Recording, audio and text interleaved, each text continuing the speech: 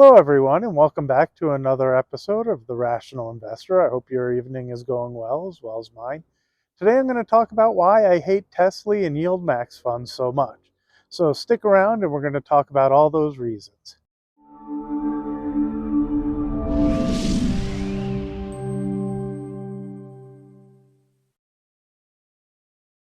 So good evening. I hope you're all doing well. Today is Wednesday, December 27th. I hope you had a great Christmas. We actually went out to Brian Head for a night. It's why I haven't had a chance to do a video and why I'm getting it done so late tonight. I hope you guys had a nice time. I had a great time with my wife and my son. I got my in-laws visiting, which is super cool because unlike a lot of men, I get along with my in-laws really well, so it's nice when they come around. Anyway, before I forget, if you haven't already, do me a favor, subscribe to the channel, give a thumbs up, make some comments. Really helps YouTube's algorithm. It helps other people find the channel. Appreciate that a ton. I want to say thank you for those of you who are doing it. Really excited to see how the channel's been growing. I really didn't expect it. I know to a lot of you it looks like I don't have a lot of subscribers, but in my mind, having over 2,000, that's really cool.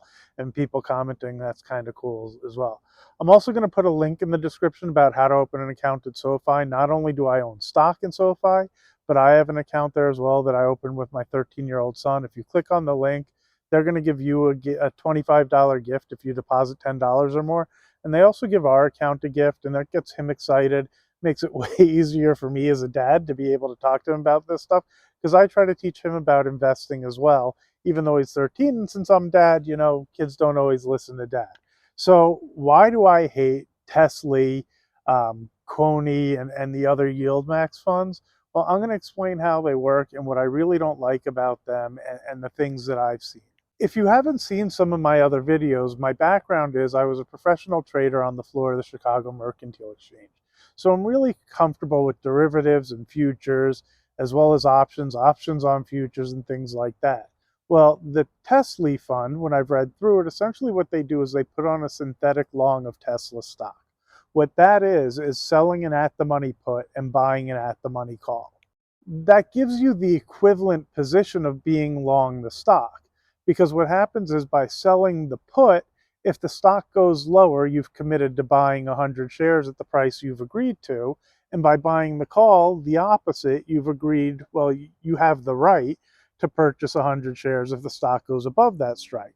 So I'll make up a strike price instead of using Tesla, and let's say it's 100. So if you sell the $100 put, if the stock goes below, you have committed to buying 100 shares of the stock at 100. And if it goes above 100 and you're long and at the money call, you have the right to buy 100 shares at $100, which of course you would do because the stock's gone higher and you have the right to buy it there.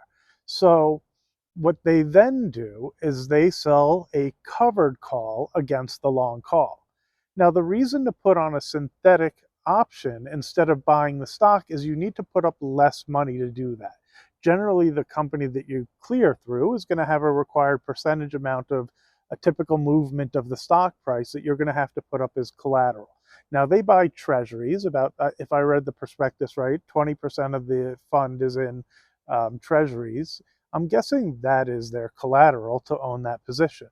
So the advantage of doing a synthetic long is that you get to leverage your position. The problem is I don't think the people, or at least a lot of them buying these funds, really understand the risks that they're taking on. And I watched the guy who runs the fund, me if I pronounce it wrong, but his name's like Jay Pistricelli or something similar to that. I apologize again if I pronounce it wrong. Well, when I listen to Jay talk about the fund, and he's defending TSLY in terms of it falling, and he's right. It's a covered call strategy. So when the stock price falls, you're going to lose the money from the puts that you're short, and you're really not going to make up a whole ton from the options that you sold. And then when it matures or elapses and those calls expire, and you readjust to send new calls to get the yield that he's trying to get in the fund, you've now established a lower price for your fund. So TSLY is not likely to go back up into the 20s or 30s where the stock originally started, because they've already reestablished the new price of where that fund is. And his goal is to get you yield from selling the out of the money calls and getting the income derivative from that. So if you put $10,000 in at 20 and the stock then falls to 10, you now have half of that money. You're only going to have $5,000 in the fund. And if it's producing 30% returns, well, you're not getting 30% off of the original 10,000. You're now going to get 30% off of 5,000. And what just happened is something that is likely going to happen considering that he has volatile stocks. Not meaning day one, but your timing is going to have to be really good, because if you're buying stocks like Tesla or Coinbase or those types of stocks, Nvidia and the others he's using, there is a probability that at some point they have a downturn in the market. Correct? Like I hope you all understand that Tesla's going to go up, it's going to go down, it's going to go up, it's going to go down.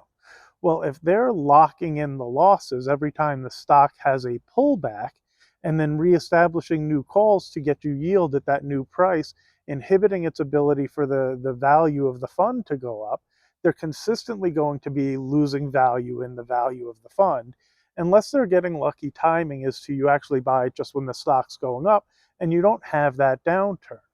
Now, he says essentially the way to make up for that is just to continue to reinvest your dividends, because that's how you're going to make up the money you're losing in the fund.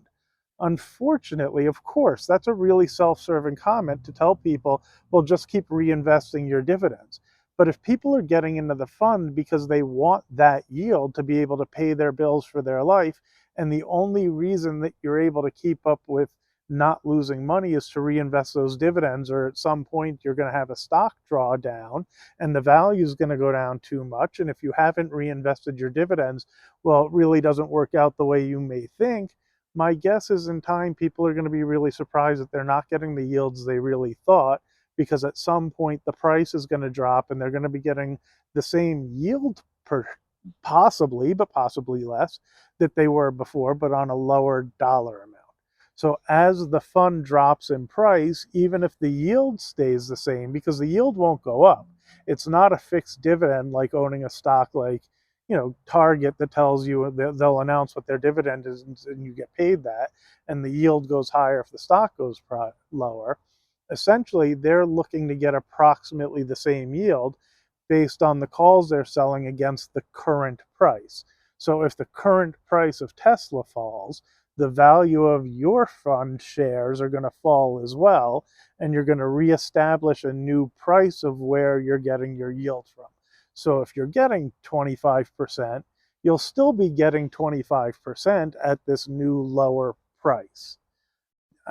So it's not so, like, I think these funds fit certain people, but I'm not really sure that the people getting into them understand how they work, understand the risks associated with them, and I'm worried they're going to get burned and really upset.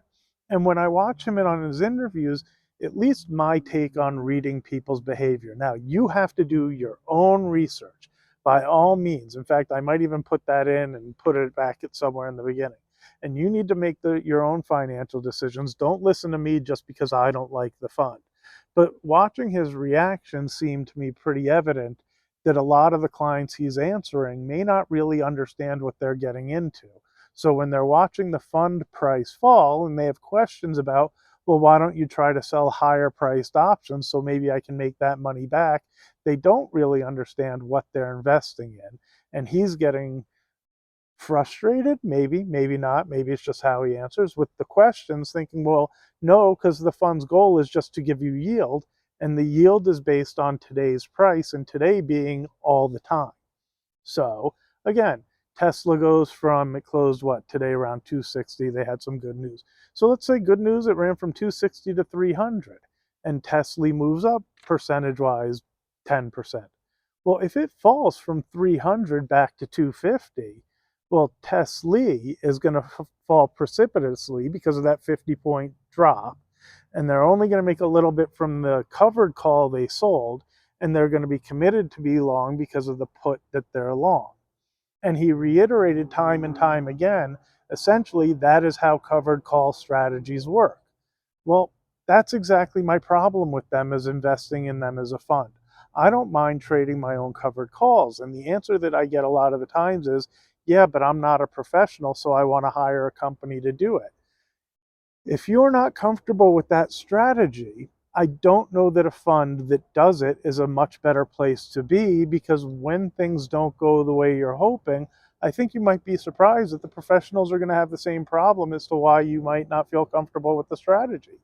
So I'd hate to see a retired person getting into these funds thinking, geez, if I put $20,000 in it, I'm going to get 30–40% return, for them to lose the equity that they've put in and be getting 20 or 30% return from a significantly lower equity.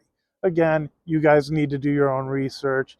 You need to make your own financial decisions. Don't listen to this channel as financial advice. It's just me sharing the information I've learned over the years. I just don't like these Yieldmax funds. I think something terrible can really happen if you're in the wrong ones. And the answers from the guy who runs it really weren't warm and fuzzy to me. They make me more uncomfortable with it. I just know there's a ton of you out there who really love them, so I get a ton of pushback when I say that I don't like these funds. Anyway, again, do me a favor, give a thumbs up, like, and subscribe. And keep in mind, I don't know that I feel the same way about JEPI and JEPQ. My general thoughts are they'll probably underperform the market, but at least it's kind of diversified a little bit better. And unless there's a big market collapse of everything, it should balance out and you'll get some yield, and you might be happy with those funds. Again, need to do your research. Don't listen to me. I'm just some idiot on YouTube. So it is what it is.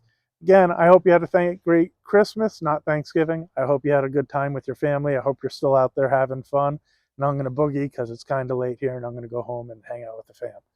Thanks again. Bye-bye.